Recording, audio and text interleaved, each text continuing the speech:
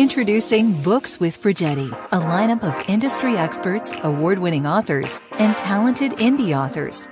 Books with Bridgetti, only on 100 TV. Have you ever felt tired of constantly putting others before yourself?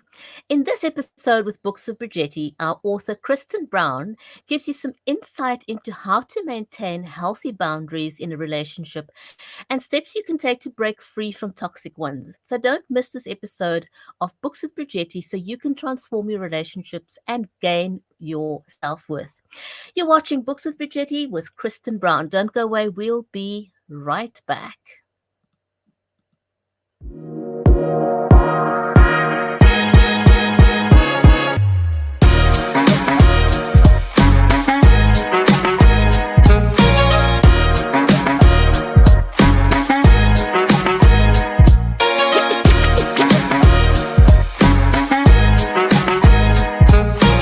Introducing Books with Bridgetti, a lineup of industry experts, award-winning authors, and talented indie authors.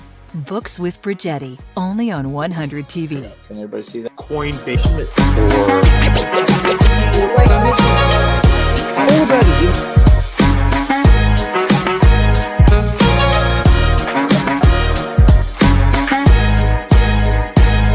Hey, it's Christoph Trapp. Thanks for having me on your live show. It was really my pleasure. Your production is just fantastic. Unbelievable how you guys are pulling that off. So organized with segments and transitions and all those different things. Right in line with what I'm talking about in my new book, Going Live. Live stream your podcast to reach more people. Hopefully people tune in for our conversations. Definitely worth the on-demand version, in my opinion, if I may say so myself. You guys are awesome. I think this might be, I've been on over 24 different podcasts and radio shows in the last couple of months, and this has to be one of the most sophisticated, what the kids that I used to teach call bomb.com shows and presentations that I've ever been on. It looks fantastic. Thank you. I love your introduction. How professional. That sounds, I feel like I'm on a beautiful show here. Folks, welcome. Available wherever great books are sold near you. Oh my goodness, Ross, thank you so much. Thanks. And, this is one of the most fun interviews that I've ever done. So thank you, Bridgetti. Big pleasure. Ross, take care. Thank you.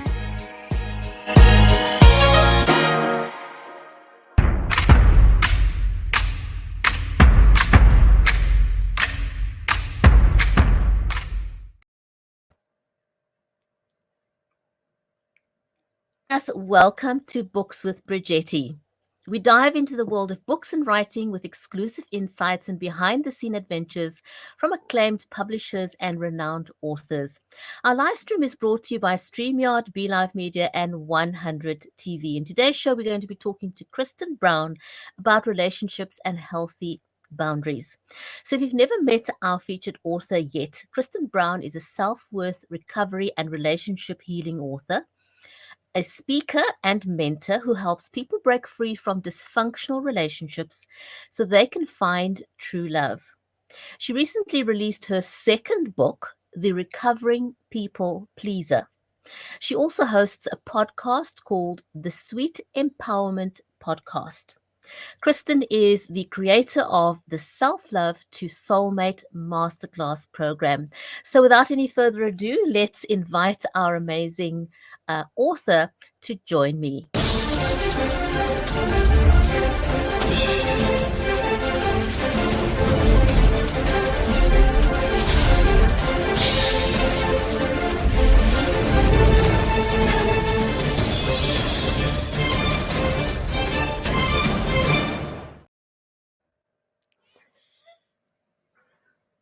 Kristen, welcome to the show. I'm so delighted that you were able to come and join me today on Books with Bridgetti.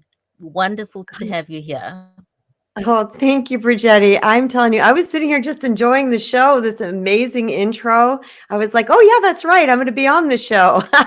So thank you so much for having me. I'm truly honored to be a part of this broadcast. It's beautiful. Absolutely delighted. So I want to jump off by asking you, what inspired you to write The Recovering People Pleaser, and how has your personal journey influenced the content in the book? Hmm. That's such a great question. Well, the quick story, I'm going to try to keep the story short, is that I had decades of lopsided and dysfunctional relationships, which every single one of them included some iteration of using, abusing, abuse, some type of betrayal, some type of dysfunction. And it wasn't until 2009-10 when I went through what I call my tsunami, which is a time that, per the betrayal of my husband at that time, my entire life was wiped out. And I was virtually left homeless and jobless, incomeless, with 3 children in tow. And I'm a person who had worked since I was 15 years old. I had an 841 credit rating.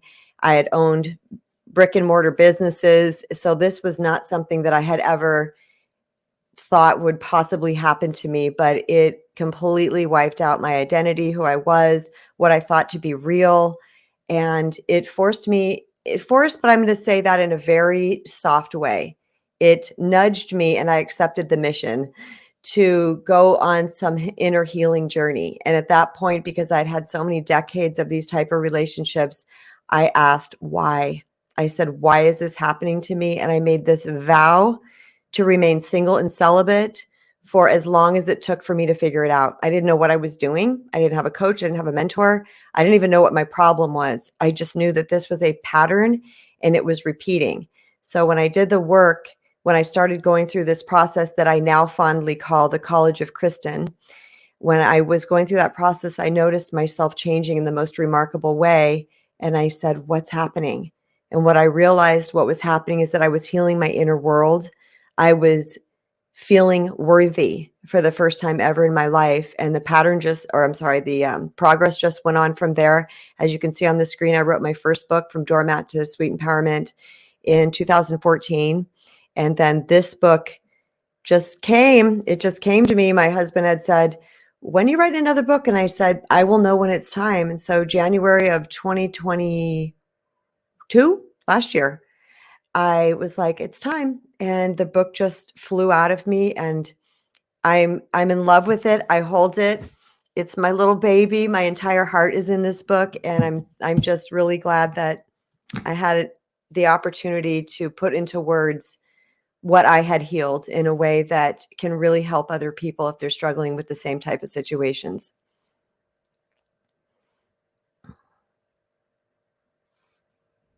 I can't hear you. You're muted. I think we've got the sound back. I think there are a lot of people that can relate to your kind of situation. And I believe it's not just women. I believe men Oh, and yes. women can both relate to this kind of situation. So how can people identify if they are a people pleaser, and what are some of the common signs to look out for? Because I think the issue here is often that when you're in the situation, because your perception of the world and of people is so clouded, it's like depression. Oftentimes people who are depressed don't realize that they are depressed. It takes other people Yeah. from the outside looking in to realize, but something's not quite right here. And I think when you are a people pleaser, it could be very hard for you to see. So what are those things that people need to look out for? Oh my gosh, that's such an excellent question. I want to first address what you said about men. And I want men to understand this too. This is not a gender specific problem by any means. And I'm really grateful that the world is starting to accept men's emotions and allowing them to heal as well, because it is chronic that men are abused. And they're just not being talked about because they're being shamed for it. If they're like, yeah, my wife, my partner's doing this, they're being shamed for those type of things. And I also want to add this, that shockingly, do you know who's reaching out to me, Bridgetti? It's men.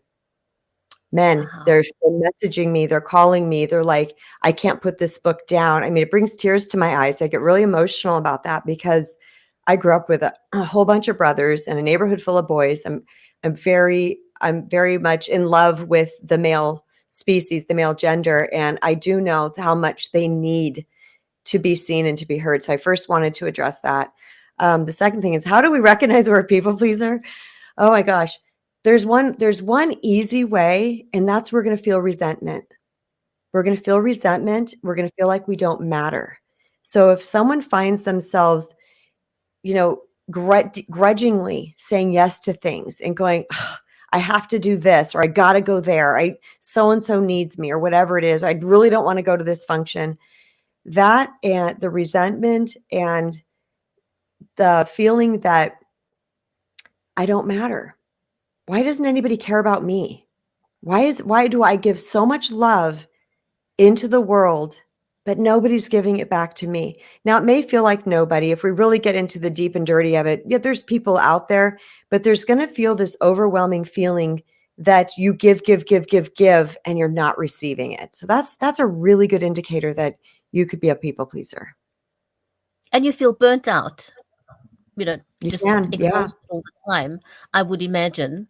Because, if you don't fill your own cup, the cup's going to be empty, and no motor car or anything with an engine can run on empty without any fuel. So I imagine that's not a good place to be for anyone. Oh gosh. It's another indicator, Bridgetti, would be where we're blaming others. My mom keeps asking me to do this, or my husband wants that, or my children want. When we start to really focus on blaming others for asking us, we have to realize we've been saying yes. So we've trained them that it's okay to ask us because they're going to get the result that they want. So if a person notices, wow, I'm really, really tired of, my brother calls me and asks me to watch his kids, and they're complaining.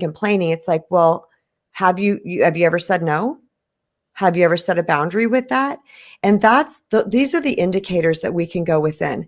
What I had to do, I think is important to mention for anybody who has my kind of backstory, is that I had to realize that I was the common denominator, that I was looking at all these relationships, and there's no judge or jury that would say I was wrong. There was abuse, there was cheating, there was substance abuse, there was all these things present.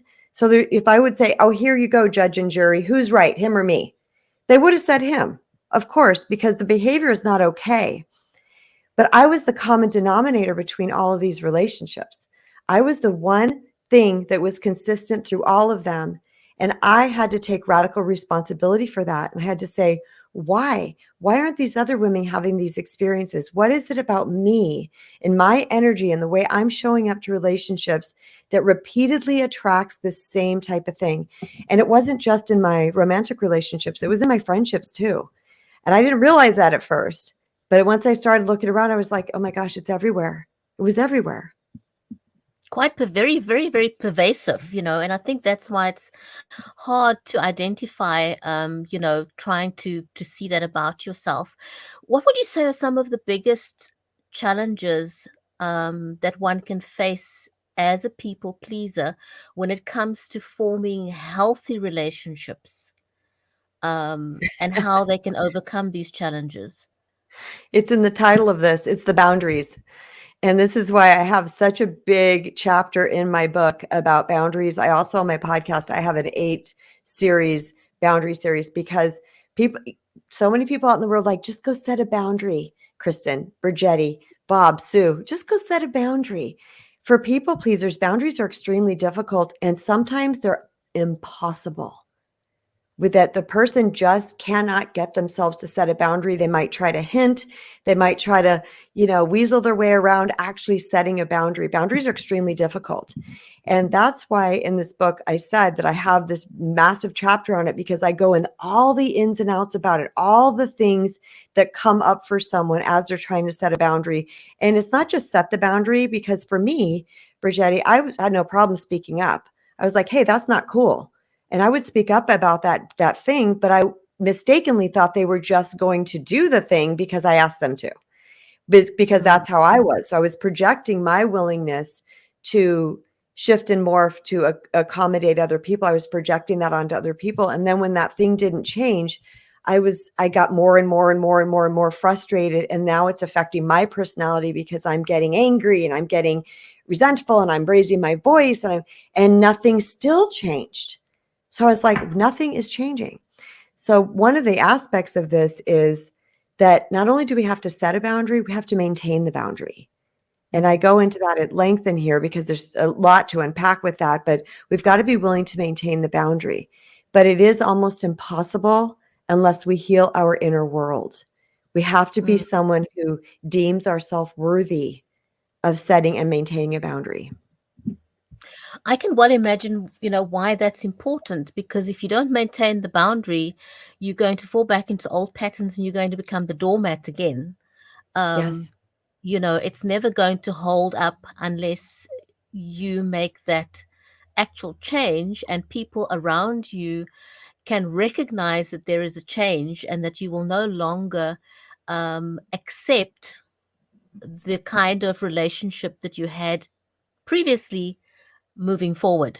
People around you need to know that there's a radical change or there's a shift in how we're going to connect with each other and how this friendship is going to be playing out. So how can someone upgrade the energetic vibration, as it were, to attract the right kind of people that don't suck their energy? Yes. Oh my gosh, great question. Just backing up to what you were saying, many times when we do start to do what you were saying, you so beautifully worded that we start saying our relationship is going to change from this point forward, we get a lot of pushback. And people try to manipulate us and guilt us, and they want us to go back into our old mode. And a lot of times before we do that shift that I'm going to share with you, we can fall back into it. Like you said, we can fall back into that old doormat or people-pleasing arena because we're not yet strong enough. So I explain it like this, that when we come here to Earth, we are little souls and we enter into a human body. We know nothing other than our divinity. We know that we are whole. We know that we are worthy. But as we grow in our brainwave states start to increase because we're in delta much of the time from 0 to 2 years old, which is basically a sleep state. We're still very connected with our inner world and our worthiness. And then from 2 to 6, we start to enter into theta as well, which is a little bit more aware, but it's still kind of a meditative state. It's still kind of down there. And then we go into alpha. Well, once we start going into alpha, what happens is we become very aware of our environment. And while we're in that awareness, we start to get messages that come to us that we're not enough or we're too much or whatever it might be. We have that. We have traumas that can happen, all kinds of things that can start to change the way we are programmed. So instead of fully knowing our worth, we start to believe that there's something wrong with us. And two things can happen in that state, Bridgetti. We can either start to hyper focus on the needs of other people to get love, approval, and acceptance, or we can hyper focus on ourselves. And this is often referred to as narcissistic tendencies or selfishness or what have you.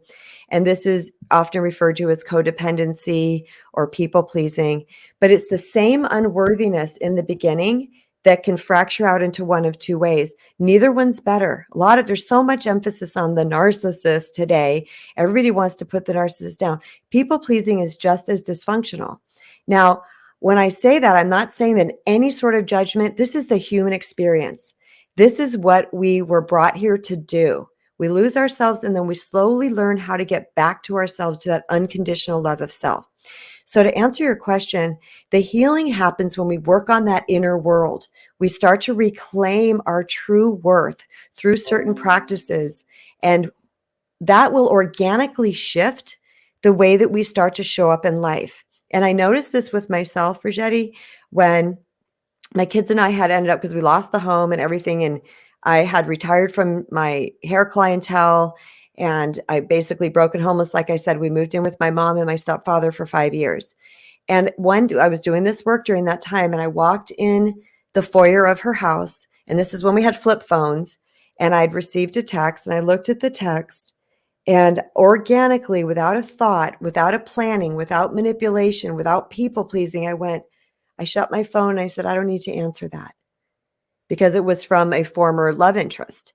And I just shut the phone and I didn't even take another step. And I said, oh my gosh, what happened? I was like, that is not like me. It would have been, fire something back, try to be cute, try to get his attention, try to get him to see me, something. And that didn't happen. And I stopped in my tracks and I said, something is changing here. What is it? And that's when I realized that it was my self-worth, that I was reclaiming my self-worth. No longer was I hustling for approval. No longer was I taking the scraps from people. And literally in that moment, Bridgetti, I hugged myself. I physically hugged myself. And I said, keep going, girl. Something's happening. Whatever you're doing is working. Keep doing it. Wow. That is absolutely amazing. We're going to take a really, really short break and we'll be back in a bit. You are watching Books with Bridgetti, a lineup of industry experts, award-winning authors, and talented indie authors, only on 100 TV. Welcome back. You're watching Books with Bridgetti, and we're talking to Kristen Brown about forming healthy relationships. Kristen, so if someone wants to break free from codependency and become more interdependent in their relationship, what kind of advice would you give them? I would say that this is not something you can force, that we can't just make a decision that we're going to be empowered. Because like you and I talked about earlier, that if there's foundations not there, we will slip back into old patterns. This is about the tools and the practices that I outline in my book. It's about really going within and discovering your programming, discovering your wounds, discovering your areas of unworthiness, where you think you're not enough, and cleaning up that world, because our outer world is always going to be a reflection of our inner world.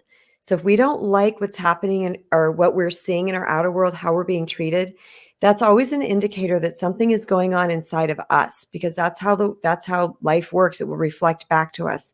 So if we have anything that is saying this is not going well, I don't like how I'm being treated, or that I getting passed up for the job, or whatever it might be, there's some pattern that's showing up in your life. Owning the fact that it has to do with what's happening inside of you. We can only control ourselves. So many times in relationships in life, we want to control our environment and the people in that environment. And we're like, if I can just get this person to do this thing, if I can just get this person to stop doing XYZ, everything's going to be good. We have absolutely zero power with other people. And I spent decades trying to do that innocently.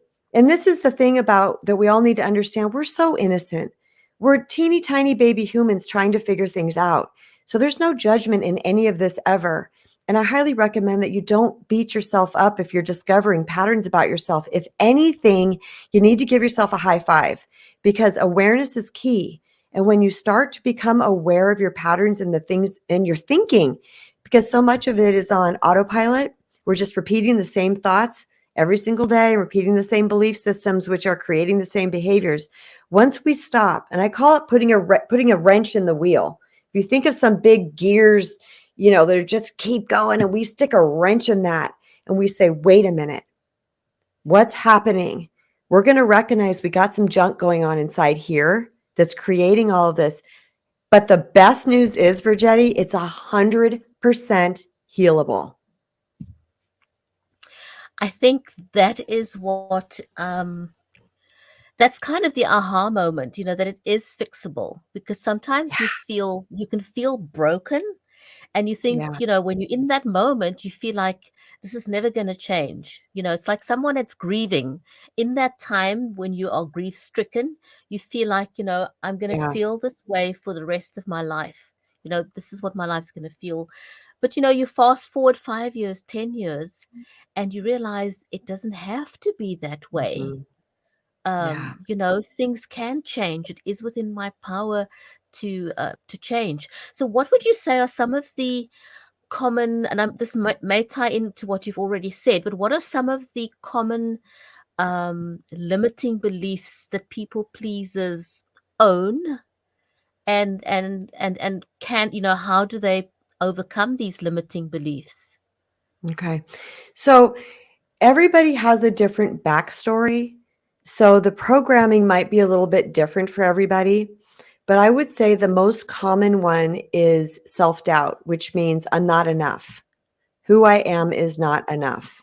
Okay. What I know is not enough. And that could be I'm not smart enough, pretty enough, tall enough, educated enough, have enough money, whatever it might be.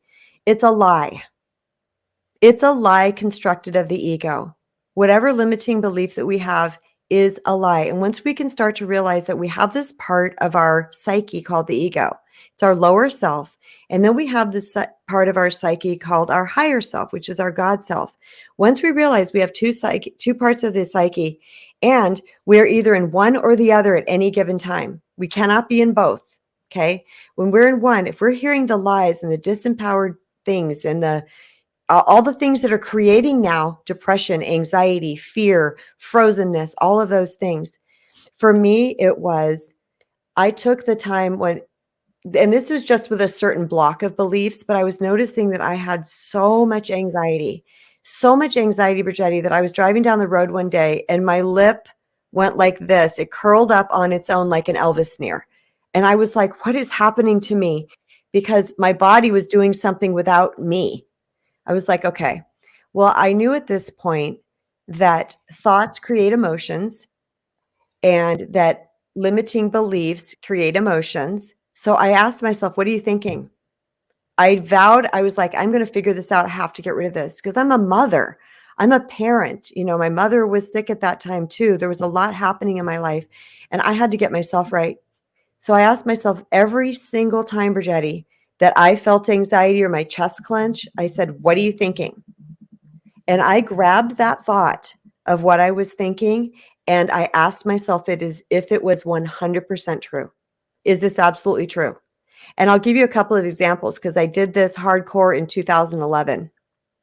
And a lot of thoughts at that time in 2011 had to do with romantic partners. So one of my thoughts was, no man is ever going to want me. I'm too old. Or I have 3 children from 2 fathers. Or, I'm not a homeowner anymore, whatever those thoughts that came in, because they will come at you. They will come at you and they're quiet and they're just slippery and they come in there. And then all of a sudden we don't even realize we thought it. Now we're reacting to it. And I said, is that true? No man will ever want me. And that's where the logic can really help us, right? We got the creative brain. We got the logical brain, the left side. The logic was like, that's a little ridiculous, Kristen. There's 7.7 billion people on this planet at that time. So you're saying out of 7.7 billion people, no man is ever going to want you.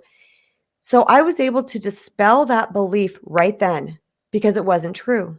It was a lie.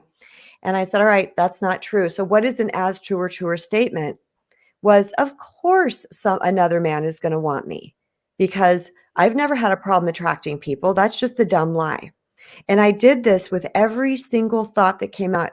I was so consistent with my practice, Bridgetti, that and this is no lie, within I think it was 24 to 48 hours. I think it was 48 hours. The anxiety was gone. This is anxiety I had been carried around for 11, 12 months. Gone. And within 2.5 weeks, that set of beliefs stopped happening. They were gone. They were eradicated because I brought in truth. And truth is the kryptonite to the ego. Because the ego lies. The ego is trying to keep us stuck. And its job is to keep us safe. That's what it wants to do, is protect us. But it will do it at any means possible because it wants to keep us small and contained. So when we start to recognize, I call it a gremlin. I actually had a little picture of my head of like this little character that was about 2 inches tall. And it was cute because it's not here to harm us. And I said, you're lying to me again. Here's what's true, but thank you. And I did this over and over and over again, and I was able to retrain my brain. That's one of the ways. And so something interesting that I got out of what you were saying is that you've got to replace the one thing with something else. Because it's not just doing away with the one thing. And it leaves room then for other bad thoughts to enter or other negative thoughts. You've got to replace that negative thoughts with positive ones, and eventually drown them out. But all of it takes work. It's not going to happen automatically, and it's not going to happen overnight. So my next question to you is something that I used to battle with as well myself. How do you learn to balance the needs of others with your own needs without feeling guilty or selfish. So if I think of my own situation, um, I think it took me 5 years into my marriage before I could tell my mother I can't do something for you without feeling guilty. Yeah. I was out of the house. I had my own life with my family, but every time my mother asked me for something or to do something, I would feel insanely guilty. I would feel selfish. It would eat me up inside because I wasn't able to do something she asked me to.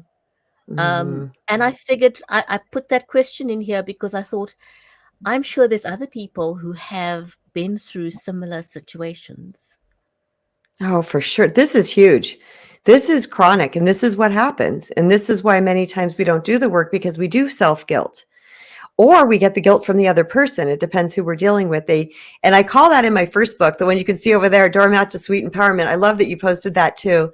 I talk about it as manipulation strategies of others. So when they're used to getting a certain thing from us, then they know kind of how to push our buttons or kind of guilt us, and it can be very covert.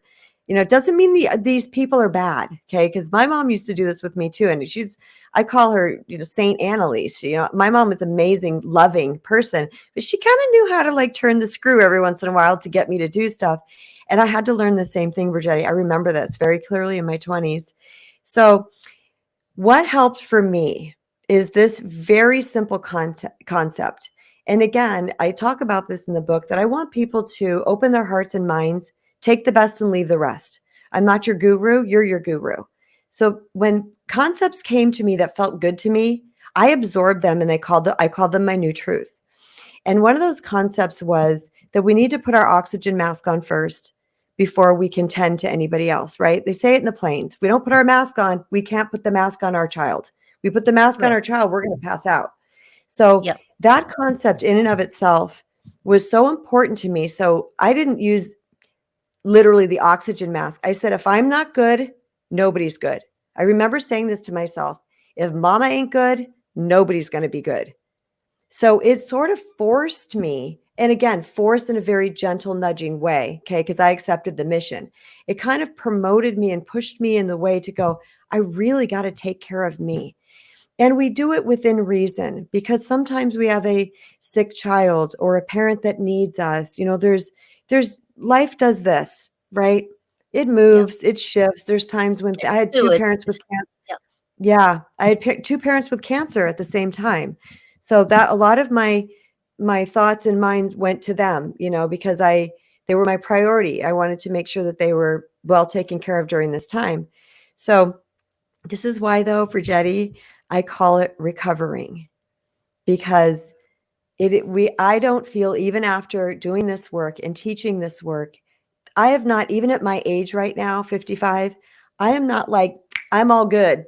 I'm guilt-free. I'm manipulation-free. I still have to stop when one of my loved ones is really trying for something and saying, well, you haven't spent time with me, or you haven't, or whatever, thing that they come up with. I have to say to myself, I have to get really intentional. And I have to say, what do I need right now?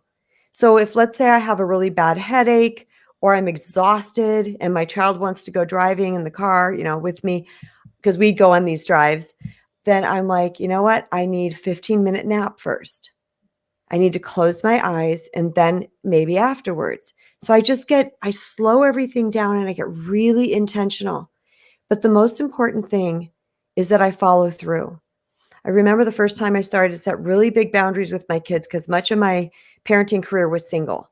So I had worked opposite schedules with my first husband. We were hardly parented together. And then I was single. And then my next husband was a pilot who was gone 5 to 6 weeks at a time. So much of my parenting was single. And I remember coming home from work and being exhausted and going, man, I could just use 20 minutes to close my eyes. And my kids were probably like middle school age, or just at the top end of grade school. And I would go to my room, and I would say, okay, you guys, and this was brand new. I didn't do this ever before. I would just muscle through, and end up getting cranky and end up getting snappy and I said, I need 15, 20 minutes to reset. So guess what happened, Bridgetti? Knock, knock, knock, 5 minutes in. Oh, Mom, just wanted to ask you one question. And every time I'd say, I would be very consistent. I would say 20 minutes. Give me 20 minutes. I wouldn't even answer their question because that promoted them to keep doing it. 20 minutes. Yeah. So guess what happened? 20 minutes came and went like that. I came downstairs. They're like, you're already done? Because I was very consistent. I said 20 minutes. I meant 20 minutes. And they started giving me that space because they knew I was going to come back to them. So there's a way we can work through all this, especially, if you've read the first paragraph, we're lovers and givers and earth angels. We want to give to other people. We want to love on other people, yet we're doing it at our own expense. So when we can go back to, if I'm not good enough, if I'm not good, ain't nobody's going to be good, then I think that starts to give us permission to really start to take care of ourselves. I think, that's a really golden nugget. My parents-in-law were both medical doctors, and my husband was telling me one day that they had a rule that when they came in from the hospital, that they needed 30 minutes to unwind and just debrief. So, the kids learned that for the first 30 minutes after their parents came home from work, that they were to leave them alone. And I think that's a really good recipe, because, if you don't do that, if you don't allow yourself to debrief from the day, you're going to take all that crankiness out of the children. And Yes. if you set that rule, they're going to have a more loving parent that's going to be more intentional with them, because they've kind of washed that day away, and just as I'm talking now, another thought's coming into my head. Post pandemic, a lot of people are working at home, and to me that doesn't make any difference, because you still have to separate your work time from your actual family time. And so, maybe you don't need 30 minutes, maybe you just need 15 or 20 minutes, but you still need to take that time so that you can switch gears in your brain, literally, Yes. and then become the mom and the dad, and, just be a happy family together. So my next question to you is, I'd love to know if you could share a success story with us of someone who's worked through your program. But we'll take a quick break again, and when we come back, if you could just share one success story with us, that'll be wonderful. Sure. You are watching Books with Bridgetti, a lineup of industry experts, award-winning authors, and talented indie authors, only on 100 TV.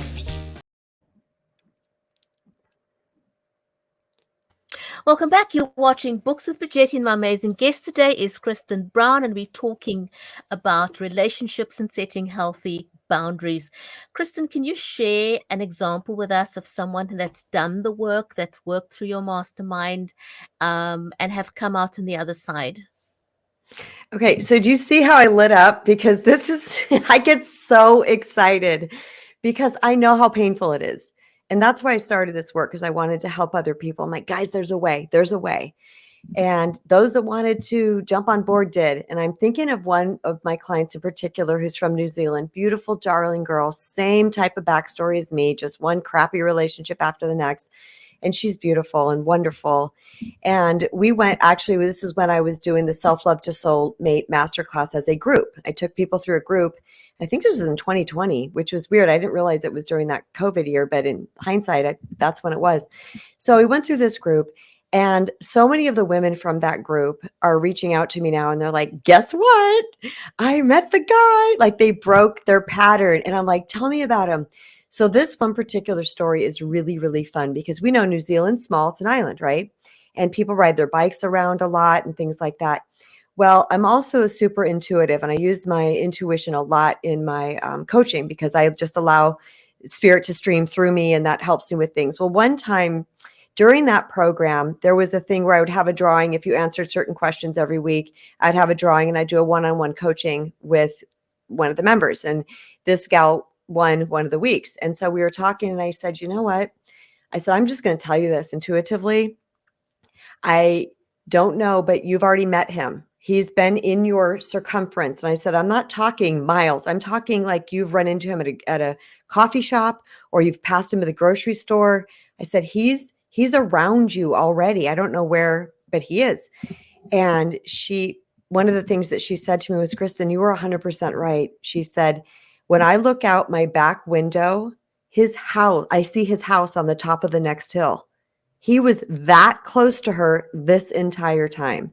So once and this is one other thing. And she said, we went on the first date and I was like, I wasn't really super impressed, but based on what she had learned in the thing and how she had shifted herself and not looking for the bad boy anymore, because that's a big deal. People they think they want the bad boy until they get the bad boy. And she said, but I went on, then by the second date, my interest was piqued and it was more of a slow evolution. And she's just got the most delightful husband now. They're probably married now, but that's one of my favorite success stories because, when you do the work, when you show up to the work and you're really sick and tired of being sick and tired, stuff's going to change. It's going to change. So what happens though when you have a problem and you need to make the adjustments, but it's not necessarily your life partner that's got the problem? How do you work on maintaining healthy boundaries within your relationships without pushing your current partner away? Okay. In your current relationship, are you talking about they're doing something that's not okay? Yes. And you need to, okay. Yeah. This is a tricky question and I could unpack this for an hour and a half, but I will say this. Typically, when we set a boundary with somebody, their level of worthiness themselves is going to determine how well they receive the boundary. Okay. Mm-hmm. Because a lot of times if we set a boundary with somebody and they already have some hidden shame inside of them, they might want to defend or fight because our boundary is shining a light on something within them that's not healed. Because we wouldn't be needing to put up that boundary if it wasn't there. So we don't put boundaries on great behavior, right? We put it on behavior that's harming us, hurting us, doing something, disrespecting us in some way. So when we do that, a person that is kind of a one and done, Bridgetti, like you're like, hey, next time, can you please not XYZ? And they're like, oh my gosh, sorry, my bad. Right? That can happen. And that's like one and done pretty much. But when you do it, you say, hey, can you not do XYZ or however you're going to word it? I'm just saying this real quickly. And they go, I don't do that. You do that. Or, now they ignore you. They give you the silent treatment or they do something like that. This is what I encourage people to do. Do not think because they didn't say, of course, I'm going to heed your boundary. Do not think for 1 second that your boundary is wrong because boundaries are designed to help both parties. When they are rooted in love, that's the most important thing. When they are rooted in love, not rooted in control, not manipulation, not trying to get your way, when it truly is that I am going to require better treatment from you, even if it's just like you've got this great partner and they just raise their voice to you, like when they get upset. That's enough to say, hey, it's not okay to yell at me, right? So when they're rooted in love of self, love and protection of self, they are never wrong. A boundary is never wrong. The world is going to push back. They're going to push back because they're going to say, I don't like this because now you've taken the flashlight and you're shining on my wounds. You're shining on my bad behavior. And I'm not prepared to look at that. So this isn't the time to shame or blame or try to convince them. It's to just keep setting the boundary. I just had a family member that would be upset about something, Bridgetti, and they'd call me to complain about this other thing. Every single time without fail, somehow they're mad at me now. And I'm just listening. And all of a sudden, I'm not saying the right thing or I'm whatever. And this person would just get all upset and yell at me and take out all their anxiety on me. So guess what I did? someone I love more than anything in the world. I said, I can't listen to you when you're talking to me like this. It's too loud, it's too abrasive, and it activates my nervous system. I do want to hear you. I love you. But what I'm going to hang up now. Go get yourself together and call me back.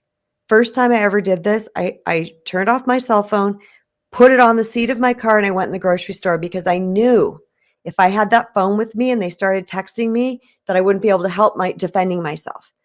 So I left it in the car. About 20, 30 minutes went by. That person called me back and was calm because they wanted to show up. They still wanted my attention.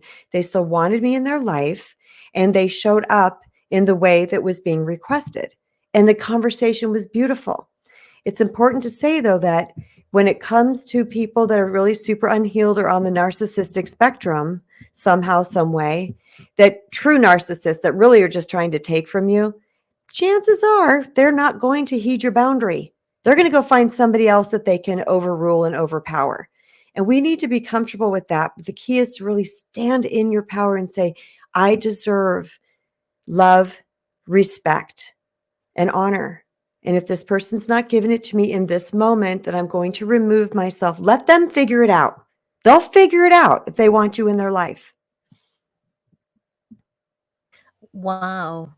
I think that's really, really powerful advice for anybody who finds himself in that kind of situation. So what if a person is in a situation where they struggle to, and I think this is probably an underlying thing of a people pleaser, if they struggle to love themselves and they struggle with building their own self-worth, Yeah.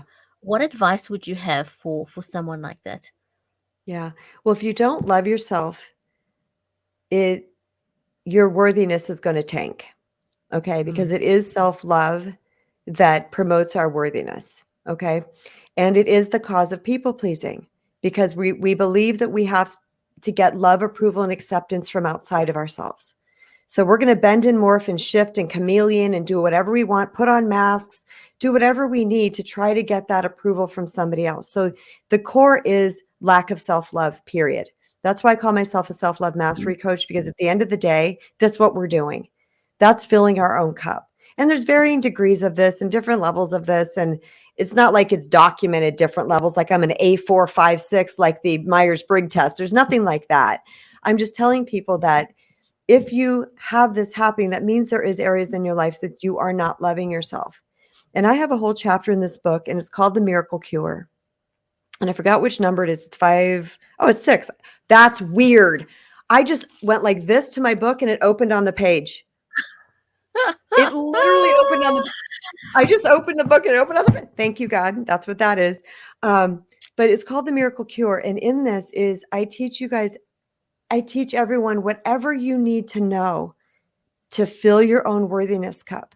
Because when we're seeking love, approval, and acceptance from the outside world, it enters our worthiness cup and flies out the bottom. It feels good for a second. It's instant gratification, but then it's out. We're still looking for the next hit, right? We become approval junkies.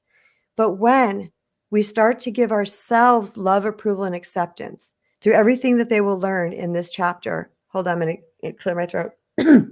Everything they learn in this chapter, the bottom goes on that worthiness cup. The cup fills, and other people are a bonus in our life. They are no longer our means of love, approval, and acceptance. They are just a bonus. So shockingly, what happens is we actually get easier going to be around because we are no longer trying to get something from our people. We don't have expectations of them anymore. The relationship becomes free flowing because we allow each other to be each other, to be who we are authentically, rather than saying, you have to do this to make me feel like this. We're in charge of how we feel. What's that? That is so self-empowering, and as I'm listening to you, I think where people, where relationships go wrong in the beginning is you often hear, especially women, looking for a relationship that they think is going to complete them. I'm going to Yes. be this whole person when I find the man of my dreams.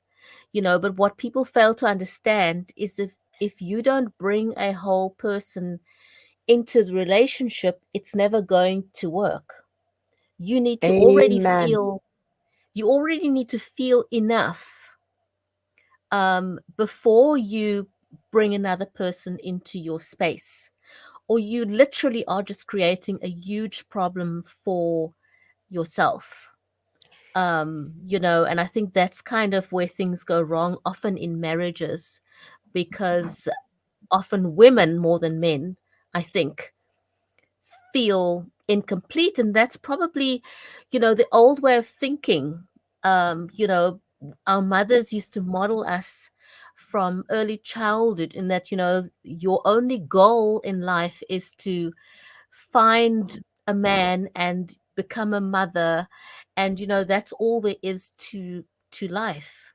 And I think Yeah. that's harmed a lot of women um along the way, and thankfully I think we're moving away from that kind of Hmm. thinking now, which is a good thing. Can you share some practical ways in which people can show up differently in their relationships that's not harmful for them? That's not harmful for the partner or the person. For the person that is a people pleaser. Yeah. Well, the the number one thing is boundaries. Okay, it's boundaries, it's communication, it's being willing to stand for what you stand for. I'll use this really small example. Like back in the day, I don't like things that are violent. I don't like boxing, especially, where people are punching each other in the face and they're bloody, and I just don't like that. But I would go to the boxing, oh, we're going to go and watch the boxing match at so and so's house, and I would go along with it. Kristen today would say, no, that's not good for my energy. You go have a great time, but that's not good for my energy. So really this is about, because people pleasers are really overgivers. We're just over accommodating the heck out of our people. This is about moving from the over accommodating back into what do you need? And one of the practical things we can ask is, like I said, in any given moment, what do I need? If someone says you want to go watch a boxing match, what do I need? Like, just become really intentional. I explain it like this. Look at yourself as you are caring for either a small child that you love, a pet, or an elderly loved one, someone who is weak and cannot defend or protect themselves. And think about the fierceness you have towards them, right? No one's getting in, not on my watch. They're not messing with my dog, my kids, my mom, that fierceness that we have. We need to turn that inward. And we have to look at our grown self as a little child that did not get those things. That's what's missing. So when we start to give those things to ourselves slowly, methodically, asking ourselves a lot of questions, what do you need right now? And start showing up for that. What happens is we will naturally and organically start to express ourselves in our authentic way. Okay. Because back in the day, Bridgetti, I thought my value, like a lot of women, our value is our looks and what we can provide, or some type of something, right? So when I focused on my looks being my value, I attracted men who valued me for my looks. When I started focusing on my inner world and was very intentional with my yeses and my nos, I finally attracted the person that, of course, still is attracted to me physically, or else we wouldn't be together, but who focuses on who I am more so than what I look like. So it's really important that we get really honest with first ourselves and then the people that we're dealing with, so that we show up as our authentic self. Because here's the thing, you guys, when we're showing up a skewed version of who we are, we're going to attract people that like that version. Yeah. But it will never feel like we're loved for who we are. Yes, you get it, Bridgetti. I know you do. But if we start showing up our authentic self, then this person decides they like us, love us, want to spend the rest of their life with us, then it's us they like, not this mask wearing, people pleasing person. Because guess what? At some point, the true us is going to show through, and then they're going to be like, who are you? What happened to this man or woman I fell in love with? Authenticity is key, I'm telling you. Oh my goodness. I am just lapping up everything you say. And I remember, the younger me would say, yes, I'll go to the boxing match with you. Yes, I'll go and watch soccer with you. I'll watch rugby with you. The me now would say, you know what? If you enjoy rugby, go right ahead. I'll see you after the game. Yeah. I'm going to do something with my time that I enjoy that fills my cup. If rugby fills your cup, go right ahead and do it. And I'll meet you up later. It's such a huge difference, and I'm happier for it. I'm so much happier for it. So how we show up in the world really, really does make a big difference. So for anybody who's going to be picking up your book, and if you're watching the show, go and grab a copy of both books if you can, really, because I think they complement each other incredibly well. They do. So for anyone who's going to read The Recovering People Pleaser, what are the key takeaways that you hope people would get from reading that book? Oh my gosh. I have to tell you this, and I might cry when I say it because it's so... I wrote this book with so much heart. I wanted people to feel my heart. I wanted people to be seen. I wanted people to see my flaws, to know that their flaws are okay.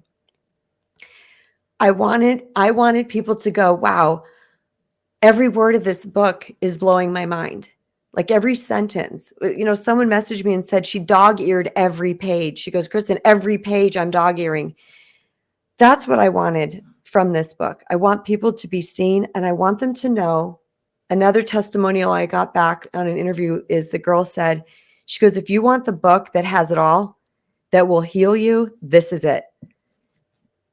That's what I'm hoping that people get, is that there's warmth in this. There's understanding. There is a heck of experience, a lot of pain, but a lot of healing that was behind the writing of this book. And I'm so proud of it. Wow. All I can say I'm a is, Misty girl. I have never hung on to anyone's every single word the way I've hung on to your words, because there was so much in this conversation that rung true for me personally and for people that I know, that, I didn't want to miss anything of what you said, not a single word. And I know that anyone hearing this live or on the replay is going to feel the same way. I've never felt as emotional about an interview as I have of this one. So I really genuinely, from the bottom of my heart, want to thank you for sharing your thoughts in your books and for doing this interview with us today. I'm truly, truly grateful. And I'd really, really love it if you'd come back onto the show again in future. But I want to say thank you for your time. To our amazing audience, thank you to each one of you. And I implore you, please, please, please, please go and grab these books. Kristen, thank you so much. To our amazing audience, thank you from the bottom of my heart for watching the show with us today. And we'll see you back again on the next episode of Books with Bridgetti. Kristen, don't go away. We'll talk again. But we're going to say goodbye to the audience for now. Thank you.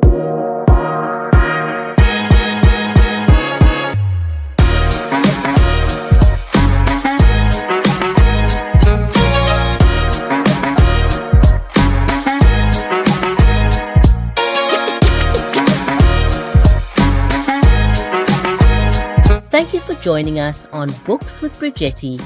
Join us next time for industry experts and award-winning authors only on 100 TV.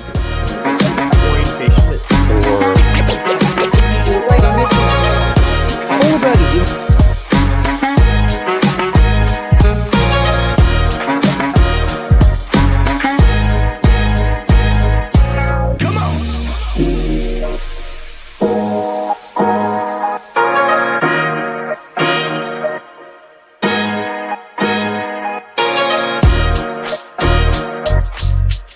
think this might be, I've been on over 24 different podcasts and radio shows in the last couple of months. And this has to be one of the most sophisticated, what the kids I used to teach called bomb.com shows and presentations that I've ever been on. It's fantastic. Thank you for having me here.